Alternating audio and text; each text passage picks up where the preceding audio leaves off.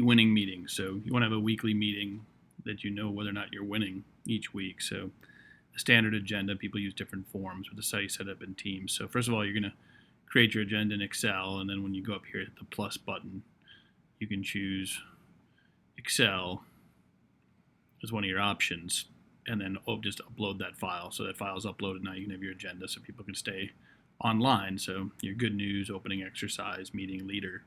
Then your quarterly priority rocks. There's two ways really to track rocks in Teams that are easy. I would say there's different ways. The simple way is I did it just whether you call them rocks or priorities doesn't matter.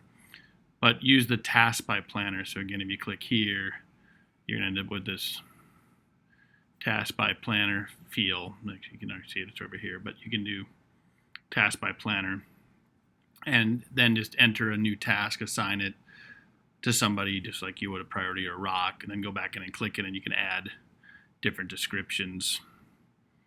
Down here you can add items and make your milestones. That's one way to do that. If you are a company that likes it a little more detailed and planning and all that, you can use the Microsoft Milestones, which is an amazing app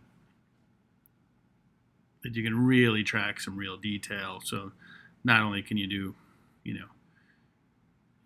the milestones of what's going on for system deployments, but you can actually do tracking and what status is it in as you go. So this is for people that want to use more like Microsoft Project, but it's all just built in Milestones, which is an incredible automation for people that want a more detailed project. So maybe you don't use this at the leadership team level, but you use it at another level. So that's how you're going to go through. So once you go through your good news, and now you're going through your rocks, and based on your agenda, right? You're going to go back to your agenda. You're capturing issues and to-dos, which I'll show you that, but come back to your agenda.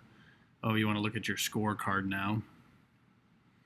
So love that. Come over to the scoreboard, scorecard or scoreboard, your choice, but look at that. You should have this set up with red, yellow, green. This is still a great example of putting this together so you can just make it easily identifiable. So now you can create issues and to-dos that. So, especially with remote workers today, people can be going in and having a dual screen open and pop over to to-do and create a to-do. So John, this, or Rob would be good. And then if you're thinking of an issue, go down to issues list.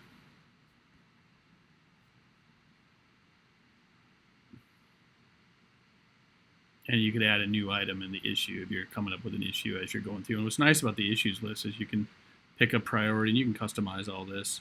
You can, after you figure out who they're going to solve the issue, you can assign it to somebody, which can actually set up a to-do or a project. You can give them some issue source. You can who logged it, its status, give a great description, enter the date it was reported. So amazing opportunities. So you can see that. Then you can go in and rate them high to normal. You can see who's assigned to, date reported, how old it is, which is a great tool to be able to watch. Again, this is all customizable. So pretty issue. So if you want to use this for your issues list. So again, back to the agenda, as you're running through your weekly meeting, you opening exercise, you got your priorities, rocks, you decided if they're on or off track, your critical numbers and scoreboard. We recommend customer feedback and then team member feedback, good and bad news on both of this, wins and losses on teams. And you're going to have an issues list that people have been putting in every week, their issues. Just go over the issues list. There it is. You're going to go that, rank them. You're going to discuss them and solve them and assign them to somebody. At the end, you can recap all your to-dos. Right? Accountability. Let's review the actions. Recap the to-dos. And so on. Very simple way to use Microsoft Teams. Tracks everything, kicks everything out to people's own to-do lists, which is nice. Everyone can access it.